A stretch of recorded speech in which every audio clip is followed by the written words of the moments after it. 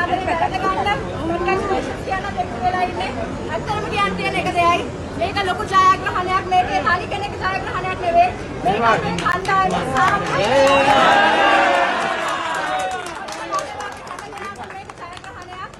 අද දවසේ අපිට ගොඩක් වැඩ කටයුතු තියෙනවා.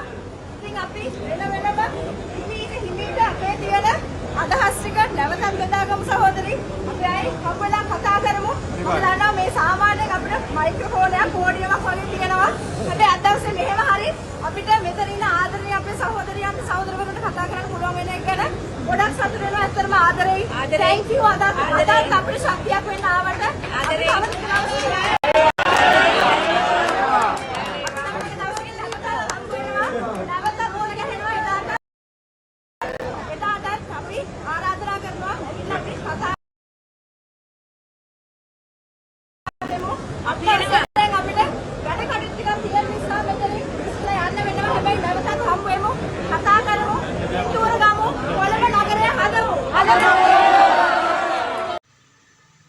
කොළඹ මහනගර සභාව සඳහා අභිනව පුරපතිනිය ලෙස වයි කාලි බල්තසාර් මහත්මිය තේරීපත් වූ අතරේ ජයග්‍රහණයෙන් අනතුරුව ඇය අදහස් ප්‍රකාශ කළේ ඒ ආකාරයෙන්.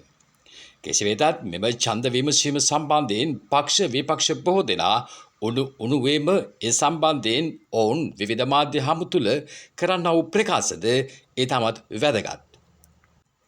ඡන්ද ප්‍රකාශ කිරීමේදී ඒ විවෘතද එසේ නැදහොත් රහස් ඡන්දයක්ද යන්න සම්බන්ධයෙන් විමසීමේදී එහි රහස් ඡන්දයක් ලෙස පාවිච්චි කිරීම සම්බන්ධයෙන් ඒ භාවිතා කිරීම සම්බන්ධයෙන් කොළඹ නාගරික කොමසාරිස්වරියට එරෙහිව විවිධ චෝදනා එල්ල කරනවා. පනත අර්ථකථනය කිරීම පිළිබඳව ඇයට හැකියාව ඇති බවත් ඒ පිළිබඳව ඇය කළ ඇතැම් ප්‍රකාශ සම්බන්ධයෙන්ද මාධ්‍ය හමු තුළ විවිධ අදහස් ප්‍රකාශ කරන ආකාරය දක්නට පුළුවන්. පවත්වනු ලැබූ රහස් ඡන්දයේද රහසක් බවත් ඒ සම්බන්ධයෙන් අදහස් ප්‍රකාශ කරමින් සමගි ජන බලවේගය මාධ්‍ය හමුවකදී මෙසේ අදහස් ප්‍රකාශ කළා. රාජ්‍ය පරිපාලන අමාත්‍යාංශයේ මාර්ගෝපදේශ අනුගමනය කළේ නැත්තේ ඇයිද යන්නත් විවෘතව ඡන්දයක් නැතිව රහස් ඡන්දයක් තියූ එකේ රහස කුමක්ද යන්නත් රොස්බේට් ප්ලේස් එකේ අංග 59 ගෙදරට රාජ්‍ය නිලධාරීන් සම්බන්ධ වීම පිළිබඳවද ඔහු තම කරුණු දැක්වීමේදී ඉදිරිපත් කරනවා. මේ සම්බන්ධයෙන් නඩු කටයුත්තකට යන්නේද යන්න පිළිබඳවද මාධ්‍යවේදීන් ඔහුගෙන් ප්‍රශ්න කරනු ලැබුවා. ඒ මාධ්‍ය හමුවයි මේ. පළමුව නගරාධිපතිතුමීට සුබ පතනවා. නමුත් අර සුබ පතනවා කිව්වට සුබ පතන්න වෙන්නේ ඒ පත්වීම පිළිබඳව තියෙන ගැටලු ප්‍රමාණයකුත් ඉදිරිපත් කරන ගමන්ම මොකද අපි දන්නවා පළාත් පාලන පනතේ සඳහන් වෙලා තිබෙනවා නගර සභාවක හෝ ප්‍රාදේශීය සභාවක සභාපතිවරයා පත් කරගන්නකොට විවෘත හෝ රහස් ඡන්දයක් පවත්වන්න පුළුවන්. ඒක ඒ සභිකයන්ගේ තීරණය මත. ඒතර සභිකයන්ගේ පැත්තෙන් යෝජනා දෙකක් ආවොතින් ඒ කියන්නේ රහස් ඡන්දයක් සහ විවෘත ඡන්දයක් කියන දෙකම සභිකයන් විසින් ඉල්ලුවොතින් ඒ සම්බන්ධයෙන් එක් එක් සභිකයාගේ නම නේ විමසීමක් කළ යුතුයි අනුමැතිය ලබා ගත යුතුයි කියලා. එතකොට දැන් මේකදී ඇත්තටම පළාත් පාලන පනතේ තියෙන විදිහට දැන් විවෘත ඡන්දයක්ද රහසිගත ඡන්දයක්ද කියන එක සම්බන්ධයෙන් කොළඹ නගර සභාවේ සමගි ජන බලවේගය විවෘත ඡන්දයක් ඉල්ලුවා. අතුළු විපක්ෂයේ විවෘත ඡන්දයක් ඉල්ලුවා. ඒ වගේම මාලිමාව පැත්තෙන් නැත්නම් ආණ්ඩුව පැත්තෙන් රහස් ඡන්දයක් ඉල්ලුවා. එතකොට මේ රහස් ඡන්දයක්ද විවෘත ඡන්දයක්ද කියන එක සම්බන්ධයෙන් සභාවේ මතය විමසන්න ඕනේ. ඒතර සභාවේ මතය විමසීම සම්බන්ධෙනුත් නැවත රහස් ඡන්දයක් ලැබිය යුතුයි කියලා පළාත් පාලන කොමසාරිස්වරියගේ පැත්තෙන් තීරණයක් ගත්තා. දැන් සාමාන්‍යයෙන් සභාවකදී රහස් ඡන්දයක්ද විවෘත ඡන්දයක්ද කියන එක සම්බන්ධයෙන් ඒ අදාළ පනතෙන් කියලා නැත්තම් රහස් ඡන්දයක්ද විවෘත ඡන්දයක්ද කියලා අපහු රහස් ඡන්දයක් තියෙන සම්ප්‍රදායක් නැහැ. ඒක විවෘත ඡන්දකින් තමයි විමසන්න ඕනේ. ඒ වගේම මේ පළාත් පාලන පනත ප්‍රකාරව මේ නගර සභාවලට සහ ප්‍රාදේශීය සභාවලට මන්ත්‍රී නගරාධිපතිවරු තෝරා ගැනීම සම්බන්ධයෙන් රාජ්‍ය පරිපාලන අමාත්‍යාංශයෙන් එවලා තියෙන ගයිඩ්ලයින් වල සඳහන් වෙලා තිබෙනවා එක් සභිකයාගෙන් විමසා මේක විවෘත ඡන්දයක්ද රහස් ඡන්දයක්ද කියන එක සම්බන්ධයෙන් අනුමැතිය ලබා ගත යුතුයි කියලා. ඉතින් මේ ගයිඩ්ලයින් සම්බන්ධයෙන් නගර සභාවේ මන්ත්‍රීවරු මතු කරායින් පස්සේදී පළාත් පාලන කොමසාරිස්වරිය කිව්වේ ගයිඩ්ලයින් වල කුමක් සඳහන් වුණත් පනත අර්ථකථනය කිරීම ඇයට කළ හැකියි කියලා. ඇයට පනත අර්ථකථනය කළා ඇයට තීරණයක් ගන්න පුළුවන් නම් ඇයි පළාත් රාජ්‍ය පරිපාලන දෙපාර්තමේන්තුව ගයිඩ්ලයින් එවන්නේ? ගයිඩ්ලයින් එවන්නේ එතන යම්කිසි කාරණාවක් තියෙනවා නම් ඒ කාරණාව පැහැදිලි කර ගැනීම සඳහා වෙච්ච සහයෝගයක් නැත්නම් අවශ්‍ය නිර්දේශයක් විදිහට. එතකොට එවැනි නිර්දේශයක් තිබෙද්දී දිගින් දිගටම පළාත් පාලන කොමසාරිස්වරියගේ පැත්තෙන් කිව්වා රහස් ඡන්දයක් තියන්න ඕන කියලා. ඒකේ මොකක් හරි රහසක් තියෙන්න බෑ. ඇයි රහස් ඡන්දයක්ම තියන්න ඕන කියලා කියන රහස. ඒ වගේම අසල් ලේඛනයක් ඉදිරිපත් කළා තිබුණා රහස් ඡන්දයක් තියන්න කියලා විපක්ෂ මන්ත්‍රීවරුන්ගේ 60 දෙනෙක්ගේ අසං එක්ක. එතකොට ඒක ඉදිරිපත් කළාන් පස්සේ කිව්වා නෑ ඒත් මම රහස් ඡන්දයක්ම තමයි කියන්නේ කියලා. ඒ නිසා රහස් ඡන්දේ රහසක් තියෙනවා. ඉතින් රහස් සම්බන්ධයෙන් අපිට අවබෝධයක් තිබුණා. අපි දන්නවා ඊයේ දවසේ ආණ්ඩුවේ ප්‍රධාන අමාත්‍යවරු නියෝජ්‍ය අමාත්‍යවරු සියලු දෙනාම රොස්මිට් ප්ලේස් වල අංක 59 නිවස එකතු වෙලා හිටියේ. එතනට රාජ්‍ය නිලධාරීන් කැඳවුවා. මේ විවිධ අයත් එක්ක සාකච්ඡා කළා. ඉතින් මේ ඡන්දේ පටන් ගත්ත මොහොතේ සිටම අපි දන්නවා මේ කොළඹ නගර සභාවේ තීරණය බලය ලබා ගැනීම සඳහා ආණ්ඩුව පැත්තෙන් විවිධ අල්ලස් වරප්‍රසාද වරදාන යෝජනා කරමින් හිටියා කියලා ඒ සම්බන්ධයෙන් විවිධ පාර්ශවයන්ගේ පැත්තෙන් පාර්ලිමේන්තුවේත් ඉන් පිටතත් අවස්ථා ගානකදී කියලා තිබුණා. ඉතින් කොහොම නමුත් මම කියන්නේ අවසානයේ නගරාධිපතිවරයෙක් පත් වෙලා තිබෙනවා. දැන් ඔවුන්ගේ වක්කීම තමයි කොළඹ නගර සභාවේ මහ ජනතාවට අවශ්‍ය කරන සේවය සැපයීම. කෙසේ නමුත් මම හිතන්නේ මේක ලංකාවේ අර ප්‍රජාතන්ත්‍රවාදයේ සම්බන්ධයෙන් වෙච්ච ප්‍රශ්නයක්. ඒ කියන්නේ ලංකාවේ රාජ්‍ය සේවය සම්බන්ධයෙන් බරපතල ප්‍රශ්නයක්. පළාත් පාලන කොමසාරිස්වරිය කියලා කියන්නේ මාලිමාවේ පළාත් පාලන කොමසාරිස්වරිය නෙමෙයි. අය රාජ්‍යයේ පළාත් පාලන කොමසාරිස්වරිය රාජ්‍ය සේවිකාවක්. නිසා අය ස්වාධීනව කටයුතු කළ යුතු තිබුණා. නමුත් අපිට ඉතාම පැහැදිලිවම පේන්න තියෙනවා එසේ ස්වාධීනව කටයුතු කරන වෙනුවට දිගින් දිගටම රහස් ඡන්දයක් කියන එක මත හිටියා. ඉතින් මම හිතන්නේ මේක එක්තරා විදිහකින් ලංකාවේ රාජ්‍ය සේවයට කළු පැල්ලමක් එකතු කරපු සිදුවීමක්. ඒ නිසා කොහොම නමුත් අපි දන්නවා ආණ්ඩුව මේ ඡන්ද පැවැත්වීම කියන එක සහ ඡන්ද ජයග්‍රහණය කිරීම කියන එක වෙනුවෙන් පහුගිය කාලෙම වෙහෙසුණා. ඔය පහුගිය මම හිතන්නේ මාසෙකමාරම ආණ්ඩුවේ මැති ඇමතිවරු විශේෂයෙන් කොළඹ ස්වාධීන කණ්ඩායම් වල එක් දේශපාලන පක්ෂවල සභිකයන් උදේටත් හම් වෙනවා රැයටත් හම් වෙනවා. මේ ලොකු දඩයමක හිටියේ කොළඹ නගර සභාව ජයග්‍රහණය කරන්න. ඉතින් දැන් අපි දන්නවා ඊයේ පෙරදා ලෝක බැංකු වාර්තාවක් ඉදිරිපත් වෙලා තිබුණා. ගිය අවුරුද්දේ ලංකාවේ ආර්ථික වර්ධන වේගය 5.1ක් දක්වා ඇවිල්ලා තිබුණා. දැන් මේ අවුරුද්ද වෙනකොට ඒක 3.5කට අඩු වෙලා තියෙනවා. ලබන අවුරුද්දේ පුරෝකථනය කළා තියෙන්නේ 3.1කට. රටේ ආර්ථිකය කඩාගෙන වැටීමින් තිබෙනවා. මේ බරපතල අවුරුද්ද ගණනාවක් තිබෙනවා. ඒවා ගැන කිසිම අවධානයක් නැතුව ප්‍රාදේශ සභාවල නගර සභාවල മന്ത്രിවරු කොහොමද උස්සන්නේ? මේ විපක්ෂ മന്ത്രിවරු ගන්නේ කොහොමද? ස්වාධීන മന്ത്രിවරු ගන්නේ කොහොමද? කියන දඩයමක තමයි පහුගිය කාලේ ඒගොල්ලෝ හිටියේ. ඉතින් දැන් මං හිතන්නේ දැන්වත් රටේ මිනිස්සුන්ගේ ප්‍රශ්න වෙනුවෙන් මැදිහත් වෙන්න ආණ්ඩුව මේ වහම කඩිනමින් කටයුතු කළ යුතු තිබෙනවා. දැන් ඒගොල්ලන්ගේ මං හිතන්නේ ලංකාවේ ඊයේ දවස් අපිට හඳුනා දෙන්න පුළුවන් ඊයේ සහ අද උදේ තමයි අර ආණ්ඩුව කියවනේ හොරු අල්ලනවා කියලා. නේ ආණ්ඩුවේ ප්‍රධාන සටන් පානේ හොරු අල්ලන්නේ. නිසා ලංකාවේ වැඩිම හොරු අල්ලපු දවස වෙන්නේ නැති ඊයේ ආණ්ඩුවෙන්. මොකද ආණ්ඩුව කිව්ව විපක්ෂයේ ඉන්න අය ස්වාධීන පක්ෂවල ඉන්න අය ඔක්කොම හොරු කියලා. ඉතින් ඒගොල්ලෝ ඊයේ දවස් පුරාම ලොකු මෙහෙයුමක් දාලා තිබුණා. ආණ්ඩුවේ මැති ඇමතිවරු ගෙවල් වලට ගිහිල්ලා බොහෝ තැන් අය මුණ ගැහිලා එක තැන් වලට ගෙනල්ලා හොරු ඇල්ලීමේ මෙහෙයුමක හිටියා. හොරු ඇල්ලියනවා කියන්නේ හිරේට දාන්න නෙමෙයි. නගර සභාවේ තමන්ගේ පැත්තට ඡන්ද දා ගැනීම සඳහා වුන්ම හොරු කියලා කියපු අයව විශාල මෙහෙයුමක් දාලා එකතු කරමින් හිටියා. ඉතින් මේ මෙහෙයුම අවසන් කරලා දැන් කොළඹ නගර සභාව වුන් ජයග්‍රහණය කරලා තිබෙනවා. ඉතින් ඒක සම්බන්ධයෙන් අපි නැවතත් කියන්න තියෙන්නේ එතෙන්දී පළාත් පාලන කොමසාරිස්තුමියගේ පැත්තෙන් කටයුතු කරපු ආකාරය පිළිබඳව ඉතාමත්ම මම හිතන්නේ ඒක ලංකාවේ රාජ්‍ය සේවයට කළු පැල්ලමක් එකතු කරපු සිදුවීමක් කියලා. දැන් ඔබතුමා සඳහන් කරන විදිහට කොමසාරිස්වරේ ඒකමත්වයේ කියන්නේ යාගේ පෞද්ගලික මතයෙන් වැඩ කරලා තියෙන්නේ. එතකොට මේ සම්බන්ධව වැයිද නීතියන් ප්‍රතිවරක් ගන්න.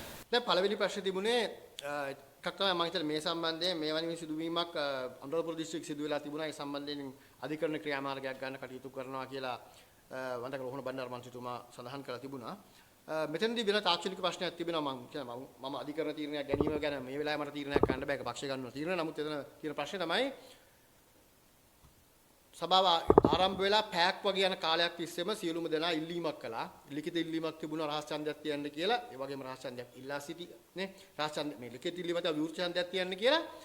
ඒ වගේම විවෘත ඡන්දයක් සම්බන්ධයෙන් රහස් ඡන්දයක්ද කියන එක සම්බන්ධයෙන් සාමාන්‍යයෙන් අර පළාත් පාලන පනතේ ගයිඩ්ලයින් අනුව එකිනෙකාගේ නම් වලින් ඡන්ද විමසීමක් මතය විමසීමක් කළ යුතුයි කියන එක දිගටම සඳහන් කළා.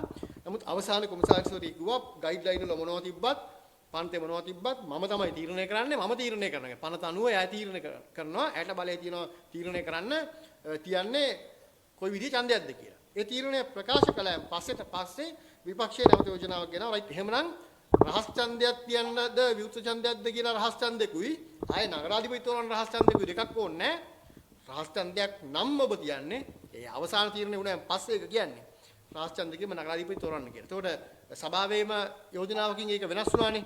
ඒ නිසා ඒ සම්බන්ධයෙන් අධිකරණ ක්‍රියාවලියක් සම්බන්ධයෙන් වෙච්ච තාක්ෂණික ගැටලුවක් තියෙන්න පුළුවන්. නමුත් ඔබට ඊටාම පැහැදිලි ඒක බලාගෙන සිටියා නම් මේ සිදුවීම ඊටාම පැහැදිලිවම ඒ දෙවෙනි අවස්ථාවේ විපක්ෂයේ කණ්ඩායම එකඟ වෙන්නේ නගරාධිපතියා තෝරන රහස් ඡන්දයක් තියන්න පළාත්පාල කොමසාරිස්වරියේ තමන්ගේ අවසාන මතයේ විදියට ප්‍රකාශ කළෙන් පස්සේ නමුත් පළමු පැයක පමණ කාලයක් තිස්සේ දිගින් දිගටම ඒ පනතේ සහ ගයිඩ්ලයින් වල තියෙන දේවල් සම්බන්ධයෙන් කොළඹ නගර සභාවේ විපක්ෂ මන්ත්‍රීවරුන් මතු කරපු කාරණා දිගින් දිගටම මගහැරීමින් තමන්ගේ තනි මතයේ දිගටම සිටියා. तो इधर आगे पहले आर्टिकल्स पार्टी करके नीतियां तो तीन रेगुलेशन परिवहन कटक ඔය ඇත්තටම පළාත් පාලන පන්ති සඳහන් වෙලා තියෙන්නේ විවෘත ඡන්දයක්ද තියන්නේ රහස් ඡන්දයක්ද තියන්නේ කියලා සභාවේ අනුමැතියෙන් තීරණය කරන්න කියලා. ඒතකොට යෝජනා දෙකක් ආපුවාම ඡන්ද විමසීමක් තියන්න ඕනේ. සාමාන්‍යයෙන් ඕන කෙනෙක්ට තේරෙනවා සීබුද්ධිය තියෙන කෙනෙක්ට දැන් විවෘත ඡන්දයක්ද රහස් ඡන්දයක්ද තියන්න ඕනේ කියලා අහනක රහස් ඡන්දකින් අහන්නේ නෑ. අපි එහෙම සම්ප්‍රදායක් දැකලා නෑ. ඒ වගේම මේ අවස්ථාවේදී රාජ්‍ය පරිපාලන දෙපාර්තමේන්තුවෙන් එවපු ගයිඩ්ලයින් එකක් තිබුණා. ඒ ගයිඩ්ලයින් එකේ තියෙන 9 ඡන්ද විමසිය යුතුයි කියලා. ඒතකොට ගයිඩ්ලයින් එක ගැන මතු කළාම නිලධාරීතුමිය කියන්නේ එතුමියට ඒක අදාළ නැහැ. ඉතින් ගයිඩ්ලයින් අදාළ වෙන්නේ එතුමියට නෙමෙයි කාටද? අපිට දැනගන්න ඒවා නෙමෙයි ඒවා. ඒවා පළාත් පාලන ඡන්ද කියන්නේ මේ මැතිවරණදී පළාත් පාලන කොමසාරිස්වරියේ කාර්යභාරය තමයි මැතිවරණ කොමසාරිස්වරියගේ කාර්යභාරය. මැතිවරණ නිලධාරියගේ කාර්යභාරය. ඒතකොට යා මැතිවරණ නිලධාරියෙක් විසින් මෙතන කටයුතු කරන නිසා තමයි ඒගොල්ලන්ට තමයි මේ ගයිඩ්ලයින් ඒවා දෙන්නේ. අපිට නෙමෙයි. ඒ නිසා ගයිඩ්ලයින් අදාළ වෙන්නේ නැහැ කියලා කියනවා නම් ඒක ඉතින් ඒක බරපතල ප්‍රශ්නයක්. ඒක එතකොට දැන් නාගරික කොමසාරිස්ට තිබ්බනේ ඡන්දයක් නොතියම එක මිනිහ නම් කරන්නේ මම මේ අහවල තමයි නාගරිකනේ පළාත් පාලන කොමසාරිස්. ඔව් ඇත්තටම කියන්නේ පූර්ව විනිශ්චයක හිටියනම් මේක මාලිමාවේ ආණ්ඩුවටම කොළඹ නගරාධිපති ධූරිය දිය යුතුයි කියලා කලින්ම එහෙම කරන්න තිබ්බා ඇති. ඒක කොහොමද කිව්වේ එහෙමනේ කොහොමද ඒගොල්ලෝ කිව්වේ මේක විපක්ෂයට ගියොත් එහෙම ඒගොල්ලෝ කොමසාරිස් පාලනය ගේනවා කියලා. ඉතින් ඒක ඒගොල්ලන්ට එහෙම විශ්වාසයක් තිබුණා ඒගොල්ලන්ට එහෙම අනීතික විදිහට කරන්න පුළුවන් කියලා. ඉතින් ඒක අපේ රටේ මේ වෙලාවේ තිබෙන ප්‍රජාතන්ත්‍රවාදයේ මට්ටම සහ ස්වභාවය. එහෙම රාජ්‍යදේශ රොයිති වැඩක් කරනවා. ඔය ඉතින් මම හිතන්නේ අපේ රටේ රාජ්‍ය සේවකයෝ ඒගොල්ලෝ අපේ රටේ සාමාන්‍යයෙන් ගෞරවනීය රාජ්‍ය සේවයක් තිබුණා. ඒ අතර ඉඳහිට දේශපාලනික වෙච්ච නිලධාරීන් තිබුණා. එහෙම දේශපාලන වෙච්ච අය ඒ දේශපාලනක වෙලා ඒ වෙලාවේ ඒක ඒ වෙලාවේ සමහරක් වෙලට Tamanට යම් කිසි වරප්‍රසාදයක් වරදානයක් නිසා එහෙම වෙන්න පුළුවන්. නමුත් අර මේ තියෙන අර කකුලුවා මේ නටනවා දියසැලියේ නේ වතුර නටකම් කකුලුවා දියසැලියේ දිය කියලා ඉන්නවා කියලා. ඒ වගේ තමයි නේ. රාජ්‍ය නිලධාරීන් තේරුම් ගන්න ඕන මේ දේශපාලන තන්ත්‍ර වෙනස් වෙනවා දේශපාලනය වෙනස් වෙනවා. හැබැයි වුන් රාජ්‍ය සේවයේ දිගටම ඉන්නවා. මෙම ඡන්ද විමසීම විවෘතද රහස්ද යන්න සම්බන්ධයෙන් වූ මතභේදාත්මක කරුණු පිළිබඳව මාධ්‍ය හමුවේදී කරුණු ඉදිරිපත් කළ අතර හොරු කියපු අය හොරු පස්සෙන් ගොස් බලය අල්ලා ගැනීමට ක්‍රියා කළ බවටද ඔහු චෝදනා කළා. රාජ්‍ය සේවය සාධීන නොවන බවත් රාජ්‍ය සේවයට කළු පැල්ලමක් එක් කළ බවටද මාධ්‍ය හමුවේදී ප්‍රකාශ කළ ඔහු රහස් ඡන්දයේ රහසක් ඇති බවද ප්‍රකාශ කළා. පුරපති සටනට විපක්ෂ බලවේගෙන් ඉදිරිපත් වූ පුරපති ආපේක්ෂකයාද මෙම විවෘතද රහස්ද මෙම ඡන්දය පැවැත්වීම සම්බන්ධයෙන් වූ මතභේදාත්මක කරුණු පිළිබඳව ඔහුද කරුණු ගෙනහැර දැක්වුවේ මෙසේ. ඒ මොන ක්‍රමයට ඡන්දය පවත්වන්නේ කියන එක තෝරගන්න ඕනේ සභාවේ වැඩි බහුතරය. ඒකත් පවත්වන්න ඕන රහස් ඡන්දයෙන් කියලා ඒකාධිපති ස්වරූපයෙන් පළාත් පාලන කොමසාරිස්තුමිය ඒක බලාත්කාරයෙන් ඒ ක්‍රමයේ ගේන්න හැදුවා. ඊට අපි අවසාන අපිට සිද්ධ වුණා ඒ රහස් ඡන්දයට යන්න. ඉතින් ඒ ආණ්ඩු බලයත් එක්ක ඒගොල්ලෝ රහස් ඡන්දෙදී යම් වැඩ කොටසක් ඇතුළත වෙලා තියෙනවා. ඉතින් කොහොම හරි අපි අලුතෙන් පත් වෙච්ච තේරීපත් වෙච්ච බල්තසාර් නගරාධිපතිතුමියට අපි විපක්ෂය හැටියට සුබ පතනවා. එතුමියගේ කොළඹ නගරය වෙනුවෙන් කරන්නා වූ යහපත් සියලුම දේවල් වලට අපි සහයෝගය දක්වනවා. ඒ වගේම ජනතාවාදී නොවන ඕනෑම දෙයකට අපි ඒකට විරුද්ධව නිර්භයව පෙනී හිටිනවා. ඔව් ඉතින් ඒගොල්ලෝ මේ දවස් ගානක් තිස්සේ පළවත්තට ගෙන්නගෙන සාකච්ඡා කරානේ. ඉතින් ඒ රාජ්‍යන්දකට යනවයි කියනකොටම අපිට සැකයක් මතුවුණා. ඉතින් කොහොම හරි වෙන්න ඕන දේ වුණා. අපි ඉදිරියේදී අපි බොහොම විමසිල්ලෙන් බලාගෙන ඉන්නවා නගර ප්‍රතිමේගේ ක්‍රියාකාරී